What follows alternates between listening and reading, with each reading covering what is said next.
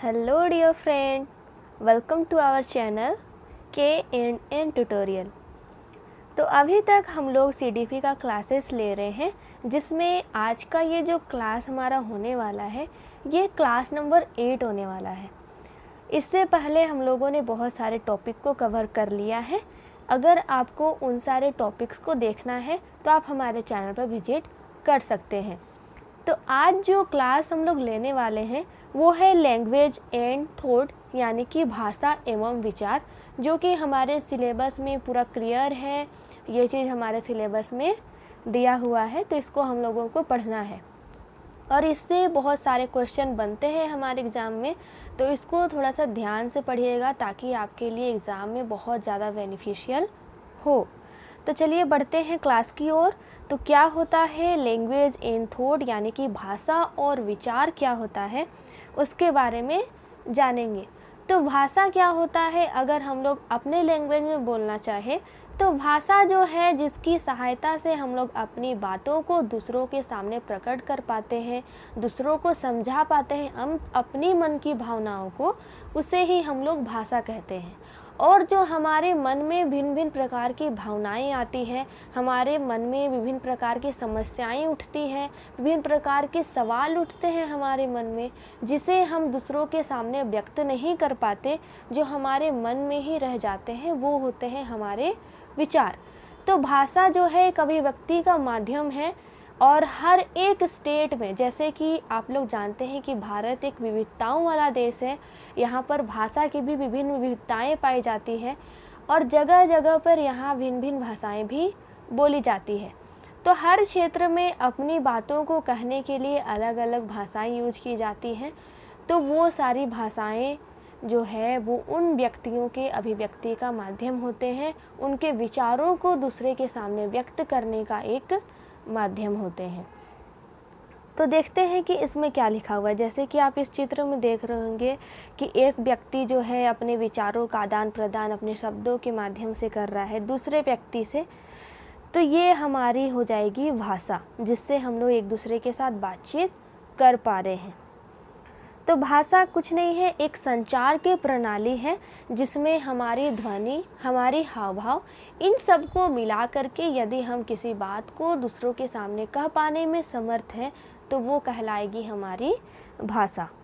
तो भाषा जो होती है वो समाज में उसके मूल्यों को, उसके विश्वासों को एक नया डायरेक्शन प्रदान करती है, एक अपना रूपरेखा प्रदान करती है, जिससे कि उस समाज का जो है बहुत सारा जो भी उसकी कंडीशंस हैं या फिर जो भी उसकी मोरल्स हैं उसके बारे में हम लोग जान पाते हैं। तो ये बहुत बहस की बात है कि पहले कौन आया, जैसे हम लोग बोलते हैं ना कि पहले कौन आया। तो इसमें भी एक क्वेश्चन उठता है कि पहले कौन आया, पहले भाषा आया या पहले विचार आया। तो इस चीज़ पे बहुत ज़्यादा बहस है। तो इसके बारे में अलग अलग लोग अपने अपने हिसाब से अलग अलग बातें भी कहते हैं। तो चलिए बढ़ते हैं कि क्या कहा जा रहा है इसमें। तो जिसमें हम लोग एक एक्सपेरिमेंटली अगर चीज़ों को देखते हैं तो उसमें हम लोग पाते हैं कि विचार जो होता है वो भाषा से पहले आता है, क्योंकि जब तक व्यक्ति के मन में एक विचार नहीं आएगा तब तक वो अपनी बातों को दूसरों के सामने कह नहीं पाएगा। उसको कहने के लिए अपने मन में कुछ सोचना पड़ेगा, उसके मन में कुछ विचार आएंगे, तभी वो चीज़ों को दूसरों के सामने कह पाने में समर्थ होगा। तो इसीलिए हम कह सकते हैं कि पहले विचार आया होगा, उसके बाद भाषा आई होगी। तो ये सारी चीज़ें हैं। अभी हम लोग देख लेते हैं कि जो लैंग्वेज है, यानी कि जो भाषा है और जो विचार है, उनके बीच में रिश्ता कैसा है, कैसा रिलेशन है। तो जैसे स्किनर जो है उन्होंने 1957 ईस्वी में एक बयान दिया था, जिसमें उन्होंने कहा कि लैंग्वेज जो है एक बिहेवियर की तरह है, एक व्यवहार की तरह है। हम लोगों के सामने जिस प्रकार का व्यवहार प्रदर्शित करना चाहते हैं, हम उसी प्रकार की भाषाओं का भी इस्तेमाल करते हैं। यदि हम अपने गुस्से की भावना को दूसरे के सामने प्रकट करना चाहते हैं तो हमारी भाषा भी उसी भांति ही होती है, उसी प्रकार खुशी के वक्त हमारी व्यवहार कुछ और होती है, दुख के समय हमारा व्यवहार कुछ और होता है। तो ये जो हमारी भाषा है, जो हमारी लैंग्वेज है, ये हमारे बिहेवियर को प्रदर्शित करने का एक माध्यम होता है कि हम किस बिहेवियर के हैं। हम शांत हैं, हम उग्र हैं, या फिर हम जल्दी लोगों के बहकावे में आ जाने वाले हैं। तो ये हमारा जो बिहेवियर है वो कैसा है, ये दर्शाने का काम हमारी भाषा करती है। आगे है पियाजे, जिन्होंने 1967 में कहा था कि कॉग्निटिव डेवलपमेंट प्रीसीड्स लैंग्वेज। जो हमारे माइंड का, जो हमारे जो ब्रेन है, उसके डेवलपमेंट से जो हमारा संज्ञानात्मक विकास होता है, वही हमारी भाषा को आगे बढ़ाने में मदद करती है। कहीं ना कहीं यह बात सही भी है, क्योंकि आप लोग देखोगे तो बड़े जो पढ़े लिखे लोग होते हैं, उनकी भाषा बोलने के जो तरीके होते हैं वो थोड़े से अलग होते हैं जो लोग पढ़े लिखे नहीं होते हैं उनकी तुलना में। तो ये हम लोग इसकी सहायता से कह सकते हैं। आगे है वाइगोस्की, जो 1962 में जो बताए थे। और वाइगोस्की ने कौन सी थ्योरी दी है, ये भी आप लोग कमेंट में ज़रूर बताना, ताकि आप लोगों का रिवीजन भी होता रहे और हम लोग आगे का पढ़ते रहे। तो वाइगोस्की ने 1962 में कहा था कि thought and language become linked through communication. तो जो हमारे भाषा है और हमारे विचार जो हैं वो एक दूसरे से एकदम जुड़े हुए होते हैं, और इनके जुड़ने की वजह से ही हम लोग एक दूसरे के साथ बातचीत कर पाते हैं, एक दूसरे के साथ कम्युनिकेट कर पाते हैं, अपनी चीज़ों को बोल पाते हैं। ये कहना था वाइगोत्स्की का। आगे है चॉम्स्की। चॉम्स्की के बारे में भी हम लोग पढ़े हैं, नाम चॉम्स्की। तो इन्होंने कौन सी थ्योरी दी थी, ये आप लोग कमेंट में इसको भी ज़रूर बताना।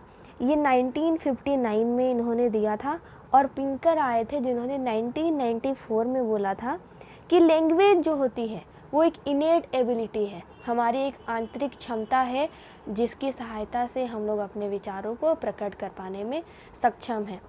ये बात भी सही है, क्योंकि जैसे कोई मूक बधिर होते हैं जो बोल पाने में सक्षम नहीं होते, उस प्रकार की बालक में कहीं ना कहीं उसके इंटरनल ऑर्गन में ही कुछ डिफिशियंसीज होती है, जिसकी वजह से वे लोग बोल पाने में असक्षम होते हैं और वो कम्युनिकेट लोगों के साथ नहीं कर पाते। उस भाषा के माध्यम से उसको एक अलग भाषा की ज़रूरत पड़ती है, पर वो कम्युनिकेट कर सकते हैं अपनी एक नई भाषा के साथ।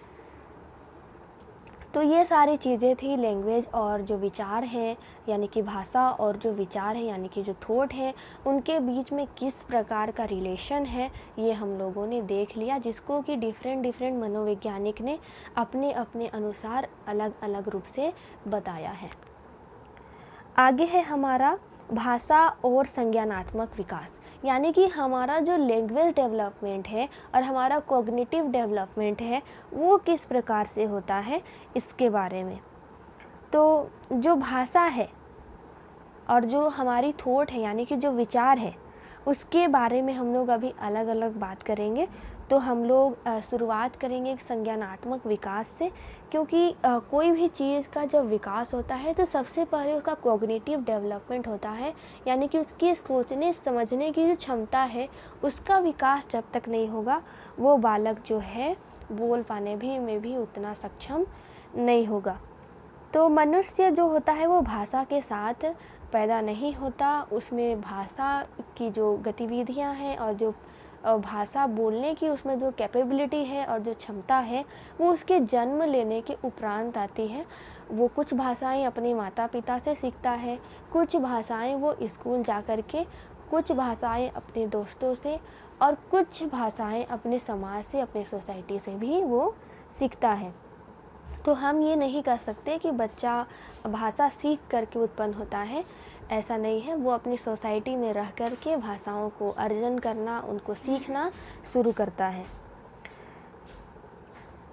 क्या आप इस चीज़ के बारे में सोच सकते हैं कि हम जो भाषा बोलते हैं वह दुनिया को देखने का हमारी नज़रिया को बदल देता है।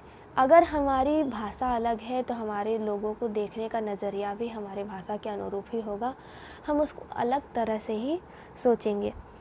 तो ये कहा जा रहा है। तो पहले दिमाग का हमारा विकास होगा, उसके बाद ही हम भाषा ग्रहण करने की क्षमता को अर्जित कर पाएंगे और फिर हम भाषा सीखने में और भाषा बोलने में सक्षम होंगे, ये कहा जा रहा है।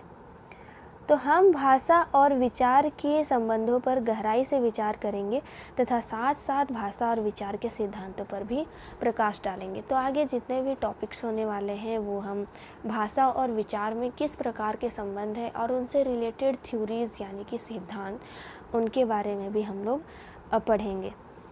तो इसमें जो कुछ इम्पोर्टेंट थ्योरी जो आए हैं जिनको दिया गया है, कुछ थ्योरीज़ पियाजे ने दिया है, कुछ नाम चोम्स्की ने दिया है, कुछ वाइगोत्स्की ने दिया है। तो एक एक करके हम लोग सबके बारे में पढ़ेंगे।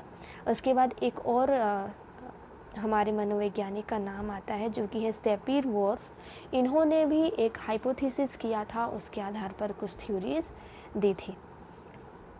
तो शुरू करते हैं। जो फर्स्ट टॉपिक है हमारा वो है भाषा और विचार मनोविज्ञान। तो भाषा जो है वो एक ऐसी प्रणाली है जिसके माध्यम से हम संवाद करते हैं। संवाद कहने का तात्पर्य है हमारी जो बातचीत होती है आपस में, जो कोई भी क्वेश्चन किया जा रहा है या फिर हमारे बीच में किसी भी तरह की बातचीत हो रही है तो वो संवाद कहलाता है। तो ये हम आमतौर पर ध्वनि और प्रतीकों के उपयोग से ही कर पाते हैं और इसमें हमारे शरीर के अंग भी शामिल होते हैं, क्योंकि हमारे शरीर के अंग जब तक शामिल नहीं होंगे तब तक हम उस भाषा का उच्चारण नहीं कर सकते हैं। उसमें हमारा स्वर तंत्र और हमारा जो मुख होता है वो एक अहम भूमिका निभाता है लैंग्वेज का जो बोलने के लिए। हमारा जो भी अंग है वो हमारा बेसिकली हमारा जो स्वर तंत्र होता है यानी कि वॉइस बॉक्स जो होता है, हमारे जो ऑर्गन है, और हमारा जो माउथ है उसका हम लोग ज़्यादा यूज़ करते हैं किसी भी शब्द को बोलने में या फिर भाषा की अभिव्यक्ति में। तो भाषा जो होता है वो उसकी संस्कृति से एकदम निकटता से जुड़ा हुआ होता है। जिस संस्कृति के बालक होते हैं वो उसी प्रकार की भाषाएं बोलते हैं। जैसे कि आप झारखंड में ही देख सकते हैं कि झारखंड में भी बहुत सारी भाषाएं बोली जाती हैं।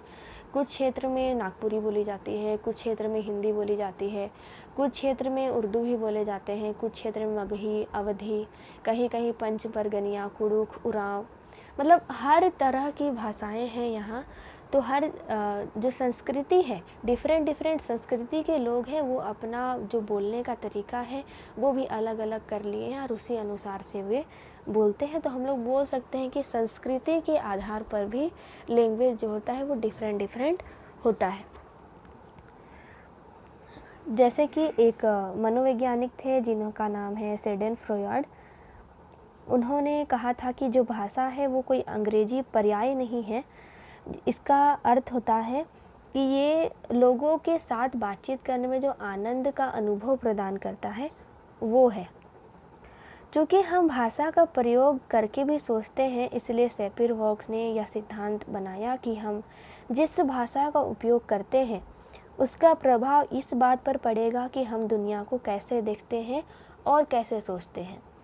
तो ये जो सैपियर-वोर्फ हैं इन्होंने बताया था कि ये जो हमारी भाषा है ये हमें ये बताने में मदद करता है कि हम अपने जो समाज है, अपना जो दुनिया है, उसको हम किस प्रकार से देख पा रहे हैं और उसके बारे में हमारे मन में किस प्रकार के विचार उत्पन्न हो रहे हैं, ये भाषा के माध्यम से ही तय होता है। फिर पियाजे आते हैं और वो भाषा और विचार के बारे में अपनी थ्योरीज देते हैं, जिसमें वे लोग एक टर्म का यूज़ करते हैं जो कि होता है स्कीमा। और स्कीमा के माध्यम से वे बताते हैं कि संज्ञानात्मक जो प्रक्रियाएं होती है वो भाषा पर निर्भर नहीं करती है। इससे पहले मैंने आप लोगों को बोला था कि जितनी भी संज्ञानात्मक क्रियाएं होती हैं पहले, यानी कि उसमें मानसिक क्षमता पहले डेवलप होती है, उसके बाद बालक भाषा को अर्जन करने में सक्षम होता है। परंतु अब इस बात को पियाजे ने पूरी तरह से खारिज कर दिया है। उनका मानना था कि भाषा का जो अर्जन है या फिर भाषा की जो अभिव्यक्ति है उसमें हमारा जो संज्ञानात्मक विकास है उसका किसी भी प्रकार का प्रभाव नहीं पड़ता, संज्ञानात्मक प्रक्रियाएं उसमें प्रभाव नहीं डालती हैं, ऐसा कहना है पियाजे का। तो अलग अलग जो आए हमारे मनोवैज्ञानिक आए, उन्होंने अपने अपने अनुसार अलग अलग सिद्धांत दिए हैं और उनका अपना अपना तर्क था और उस तर्क के आधार पर ही इन्होंने बोला। जबकि जो सैपियर-वोर्फ थे वो बिल्कुल ही उनके उलट थे, यानी कि पियाजे के बिल्कुल उलट थे। उनका कहना था कि जो हम हमारे आसपास की दुनिया के बारे में सोचते हैं उसको संज्ञानात्मक प्रक्रियाएं प्रभावित करती हैं। अब सवाल उठता है कि हम किसके बात को माने, सैपियर-वोर्फ की बात को माने या फिर पियाजे की बात को माने। तो वो डिपेंड करता है हमारा क्वेश्चन, जो हमारे एग्ज़ाम में क्वेश्चन आने वाला है वो किस आधार पर आपसे पूछ रहा है। आप उस क्वेश्चन को देखिएगा, उसके पैटर्न को देखिएगा कि वो किसके बारे में पूछ रहा है, तब आप क्वेश्चन का आंसर दे सकते हैं। अगर सैपियर-वोर्फ आएगा तो उन्होंने बोला था कॉग्निटिव डेवलपमेंट का जो इफ़ेक्ट है वो हमारी भाषा पर पड़ता है, जबकि इसके उल्टे बताए गए थे पियाजे के द्वारा। तो ये पॉइंट को आप लोग एकदम ध्यान में रखिएगा ताकि आप लोगों को इसमें कन्फ्यूज़न ना हो। तो भाषा और विचार के जो सिद्धांत थे वो मुख्य दो सिद्धांत थे। एक है पियाजे का संज्ञानात्मक विकास का सिद्धांत और एक है सैपियर-वोर्फ की परिकल्पना, यानी कि सैपियर-वोर्फ का हाइपोथेसिस। तो पहले हम लोग देख लेते हैं पियाजे का संज्ञानात्मक विकास का चरण सिद्धांत। तो इन्होंने बोला था कि भाषा विचार से पहले होती है और उस पर निर्भर करती है। इनका कहना था कि जो लैंग्वेज होता है वो अपने थॉट से पहले आता है और वो उस चीज़ पर डिपेंड करता है। तो इन्होंने स्कीमा के विकास के माध्यम से बताया था कि जो स्कीमा जो होती है एक ऐसी प्रक्रिया है जिसके माध्यम से भाषा विकास में मदद मिलती है। तो स्कीमा क्या है? तो स्कीमा मानसिक ढांचे को संदर्भित करता है जो बच्चों के व्यवहार और अपेक्षाओं को निर्देशित करता है। अब बच्चे का व्यवहार कैसा है उसको हम लोग निर्देश दे रहे हैं, तो उसके एवज में वो कितना कार्य कर पा रहा है, तो ये होता है हमारा स्कीमा, यानी कि उसकी जो मेंटल एबिलिटीज़ हैं उनको बताने के लिए हम लोग एक वर्ड यूज कर रहे हैं, वो है स्कीमा। तो इस दृष्टिकोण पर उन्होंने बताया कि यदि कोई बच्चा ब्रोकली को नापसंद करता है, उसे ब्रोकली खाना पसंद नहीं है, तो उसके मन में एक स्कीमा विकसित हो गई कि उसे ब्रोकली नहीं खाना है। तो जो है वो ब्रोकली के स्वाद के बारे में उसकी स्कीमा और जो अपेक्षाएं हैं वो उसकी नापसंदगी को व्यक्त कर रहा है, यानी कि उसे ब्रोकली अगर उसके सामने रखा जाए तो उसने पहले ही धारणा बना ली है कि मुझे ये पसंद नहीं है, तो उसे वो पसंद नहीं आएगी। तो बच्चे ने इस क्षेत्र में क्या यूज़ किया? नो ब्रोकली, यानी कि उसको ब्रोकली नहीं पसंद है तो वो ब्रोकली को नहीं खाना चाहेगा। तो वो सोचेगा कि नो ब्रोकली, मुझे ब्रोकली नहीं चाहिए, मुझे ब्रोकली नहीं खाना है, मुझे ये पसंद नहीं है। तो उसके मन में कहीं ना कहीं ये भावना आई पहले कि मुझे ब्रोकली नहीं पसंद है, इसीलिए मुझे ब्रोकली नहीं खाना है। तो ये होती है, यानी कि पहले भाषा आती है उसके बाद विचार आती है, ऐसा कहना था पियाजे का। तो बच्चे को जो संज्ञानात्मक विकास है उसके चरण के भी सार्थक रूप से संवाद करने की उनकी क्षमता को सीमित कर देगा। इस तरह भाषा विचारों पर निर्भर करती है। तो उदाहरण के लिए इन्होंने फिर बताया है कि जो बच्चा अभी तक किसी अन्य व्यक्ति के दृष्टिकोण को मानसिक रूप से प्रस्तुत करने में सक्षम नहीं है, वह दूसरों से बात करते समय इसके बारे में बात नहीं कर पाएगा या इसका उत्तर नहीं दे पाएगा। आगे देखते हैं कि जो बच्चे की भाषाई क्षमता है और जो संज्ञानात्मक विकास है उसके चरण कौन कौन से हैं, उनको देख लेते हैं एक बार।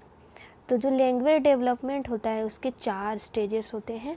फर्स्ट है, सबसे पहला जो होता है बच्चा वो क्राइंग स्टार्ट करता है, फिर कोइंग, फिर वेबलिंग, फिर 1 वर्ड, फिर 2 वर्ड। इसको जब हम लोग लैंग्वेज डेवलपमेंट पढ़ रहे थे उसमें हम लोगों ने कर लिया है, तो उसमें आप लोगों को ज़्यादा क्लियर होगा। अगर आपने अभी तक उस वीडियो को नहीं देखा है तो प्लीज़ उस वीडियो को ज़रूर देखिए ताकि आपको ये चीज़ समझ में आए कि कितने से कितने एज तक के बच्चे क्राइंग करते हैं, फिर कूइंग करना कब स्टार्ट करते हैं, फिर बैबलिंग कब होता है, उनका 1 वर्ड स्टेज कौन सा होता है, 2 वर्ड स्टेज कौन सा होता है। तो ये सारी चीज़ें आपको इस वीडियो में क्लियर हो जाएगी।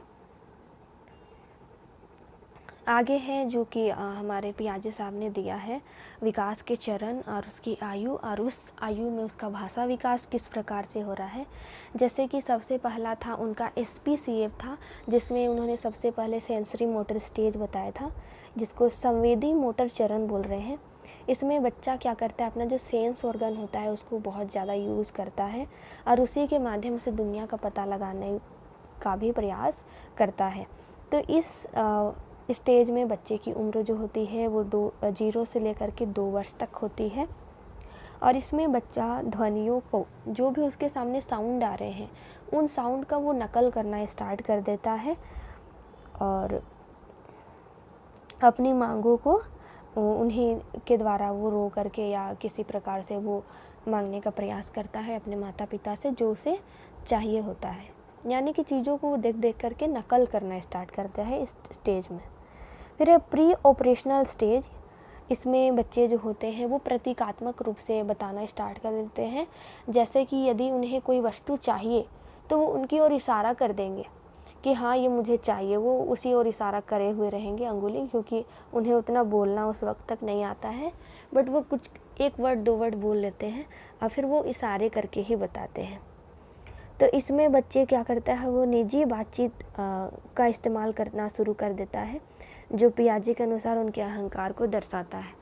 अब इस स्टेज में बच्चे ना खुद से ही बातचीत करना स्टार्ट कर देते हैं, जिसको हमारे जो पियाजे थे उन्होंने ईगोसेंट्रिज्म कहा, यानी कि उनके अहंकार को दर्शाया। अहंकार है उसमें ये कहा, तो ये होता है। आगे है ठोस परिचालन चरण, यानी कि कंक्रीट ऑपरेशनल स्टेज। इसमें बच्चे की जो आयु होती है वो 7 से 11 वर्ष तक होती है और इसमें बच्चा दूसरों के साथ आराम से बहुत ही इजीली बातचीत कर सकता है और जो भी उसे चाहिए होता है वो स्पष्ट शब्दों में बोल सकता है। उसके बाद है औपचारिक संक्रियात्मक अवस्था, यानी कि फॉर्मल ऑपरेशनल स्टेज। इसमें जो बच्चा का आयु होता है वो 12 वर्ष से लेकर के उसके जो भी आगे का स्टेजेस है पूरे में ही ये स्टेज हो जाता है। इसमें बच्चे में कल्पनाएं आना शुरू हो जाती है और उसके मन में विचार आना शुरू हो जाते हैं, नए नए विचार आते हैं और नई नई वो भाषाएं जो है उसको एडॉप्ट करना उस टाइम तक शुरू कर देता है। तो पियाजे का जो सिद्धांत है यह प्रस्तावित करता है कि विकास के दौरान भाषा से पहले विचार आते हैं। इसके अलावा बच्चों की भाषा का उपयोग करने की क्षमता उनके संज्ञानात्मक विकास के चरण से बाधित होती है। तो भाषा कौशल से तात्पर्य है भाषा के ठीक तरह से काम करने की योग्यता या सामर्थ्य हासिल करना, अर्थात अध्येता भाषा के चारों कौशलों यानी कि सुनना, बोलना, पढ़ना और लिखना में पूर्ण रूप से दक्षता हासिल करना है।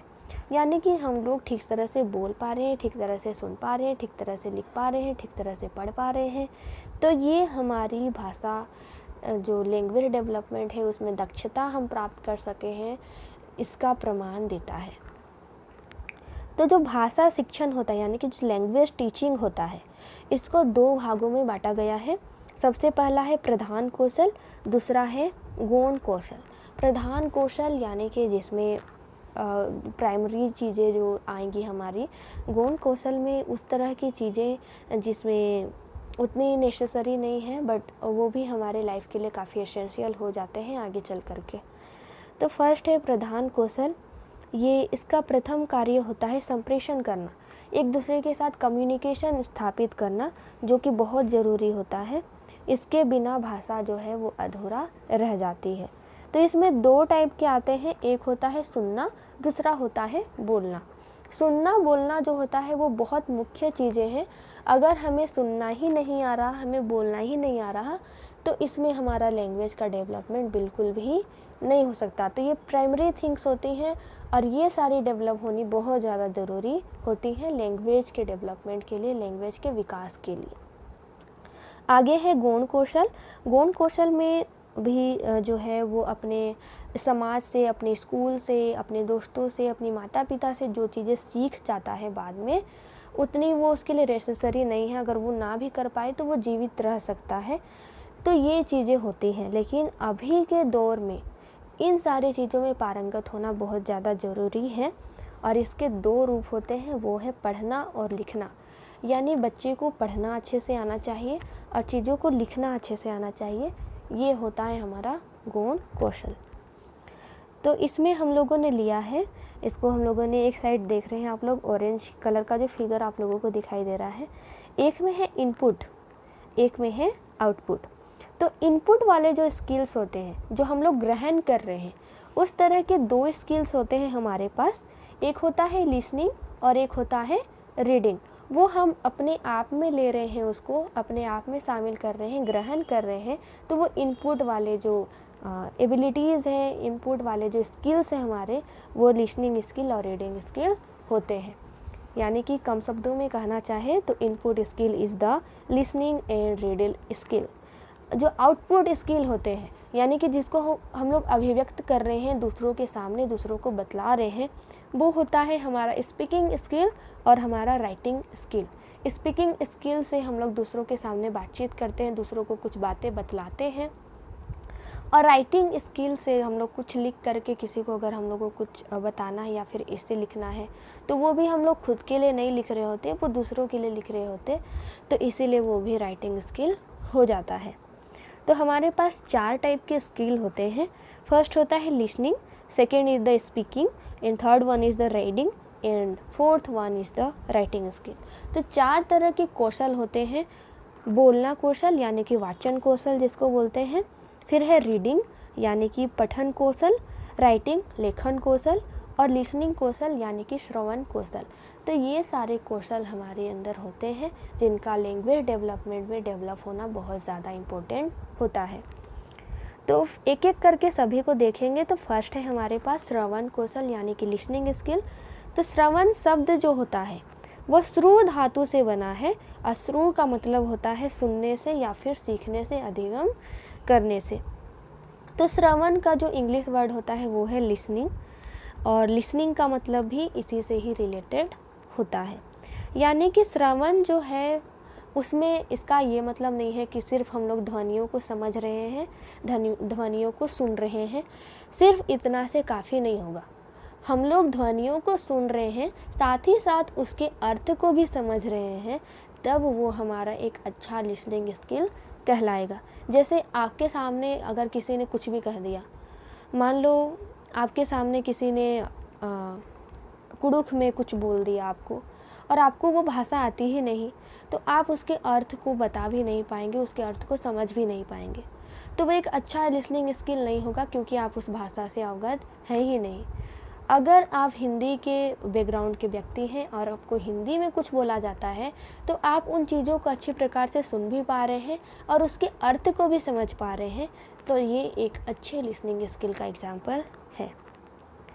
तो ये होता है लिसनिंग स्किल, और इसमें हमारी जो 6 मेन होते हैं, 6 पॉइंट्स जो यहाँ पे दिए हुए हैं, जो बहुत ज़्यादा एक्टिव होने चाहिए एक अच्छे लिसनिंग स्किल के लिए। फर्स्ट है पे अटेंशन, यानी कि हम लोग जो भी सुन रहे हैं तो उस पर हम लोगों को एकदम ध्यान दे करके सुन रहा है। इधर उधर हम लोग अपने मन को भटकाना नहीं है। अगर उस चीज़ पर हम लोग ध्यान नहीं देंगे तो वो हमारे ऊपर से पार हो जाएगा, कुछ समझ में आने वाला नहीं है। आगे है विथ होल्ड जजमेंट। अब जिस चीज़ को आपने सुना, अब आपके लिए वो सही है या नहीं है, आप उसके बारे में जजमेंट दीजिए। आपको वो चीज़ सही लग रहा है या नहीं, ये आप बतलाइए। फिर है रिफ्लेक्ट, उसको आप अपने में समर्पित करके देखिए, अपने में उसको लागू करके देखिए, क्या वो सही मायने में वो वर्क कर रहा है या नहीं कर रहा है। तो उस केस में भी आप लोग उसके बारे में एक अच्छा लिसनिंग स्किल डेवलप कर पाएंगे। आगे है क्लैरिफाई, जो भी चीज़ें आपके सामने आ रही हैं और जो आप सुन पा रहे हैं, उन चीज़ों के बारे में आप क्लैरिटी रखिए, स्पष्टता रहनी चाहिए उस चीज़ के बारे में आपके मन में, और आप लोगों को सारी चीज़ें समझ में आ रही होनी चाहिए।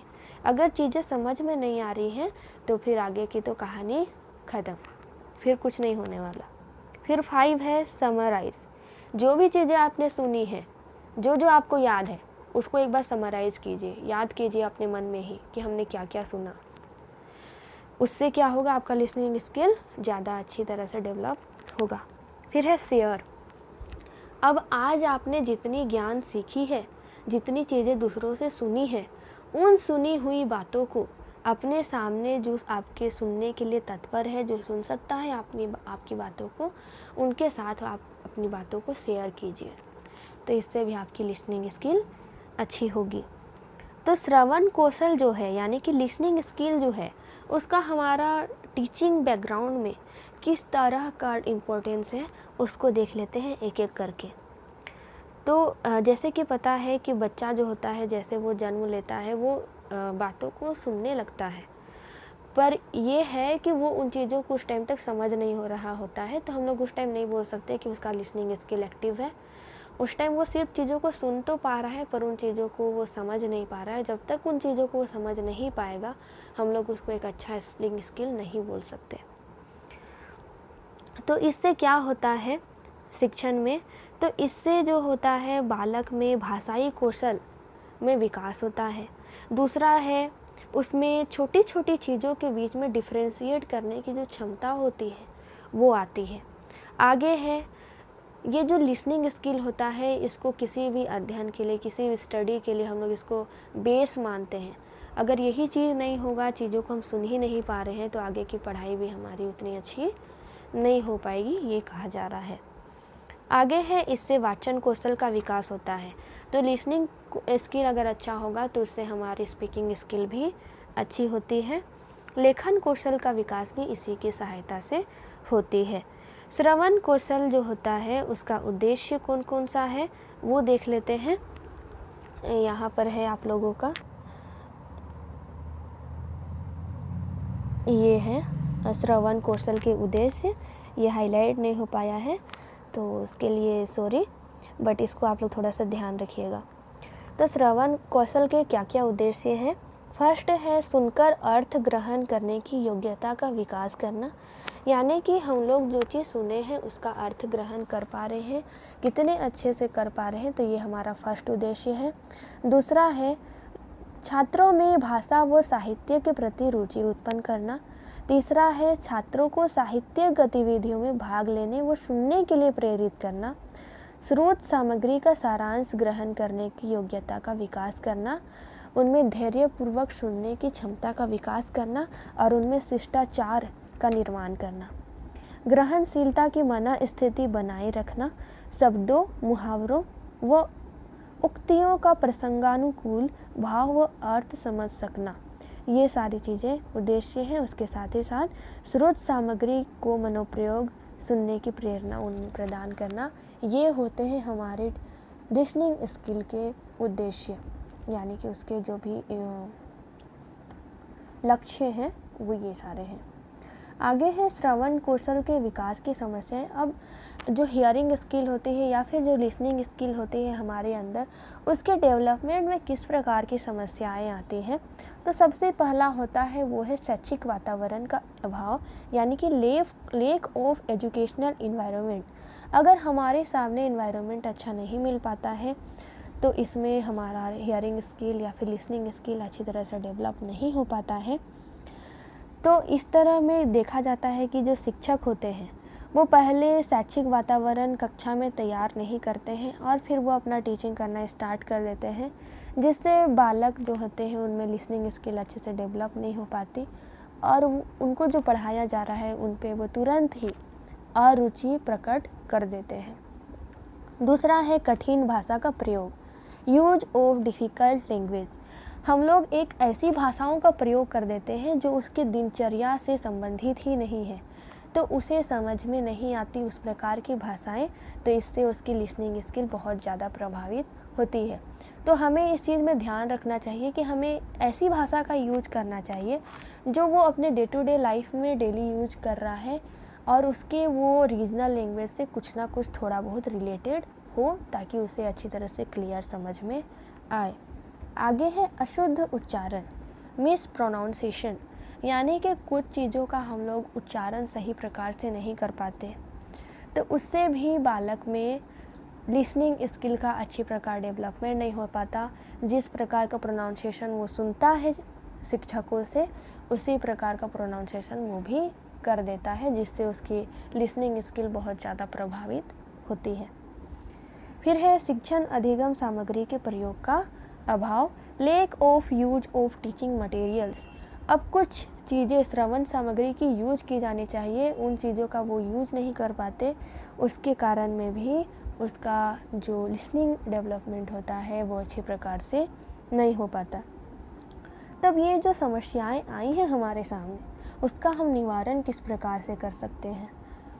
तो उसके निवारण कुछ इस प्रकार से दिए हुए हैं नीचे, जैसे कि छात्रों की योग्यता के अनुसार उसे शिक्षण प्रदान करना चाहिए। जिस प्रकार की भाषा वो समझ रहा है उसी प्रकार की भाषा से उसे शिक्षण प्रदान करना चाहिए।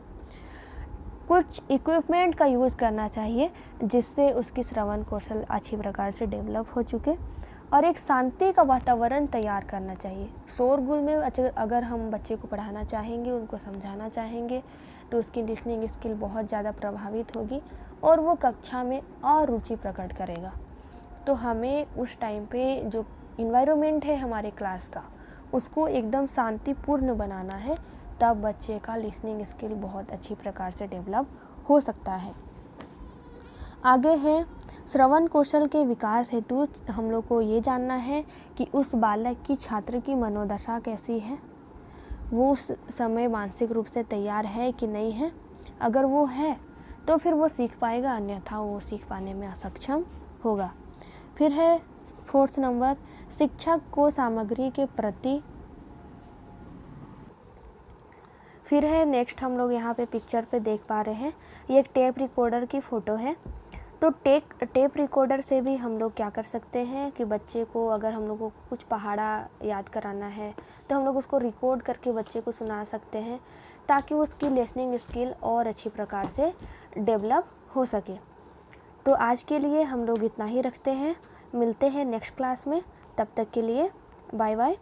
और आपको आज का क्लास कैसा लगा वो आप अपने कमेंट बॉक्स में ज़रूर बताइएगा, और आपको आगे किस प्रकार के कंटेंट चाहिए ये भी आप हमें अपने कमेंट बॉक्स में बता सकते हैं। साथ ही साथ अगर आपने हमारे चैनल को अभी तक लाइक नहीं किया, सब्सक्राइब नहीं किया है, तो हमारे चैनल को सब्सक्राइब कीजिए, शेयर कीजिए, और अगर आपको आज का वीडियो पसंद आया हो तो हमारे इस वीडियो को लाइक करना बिल्कुल भी ना भूलें। तो ठीक है, आज के लिए इतना ही, मिलते हैं नेक्स्ट क्लास में। Thanks for watching.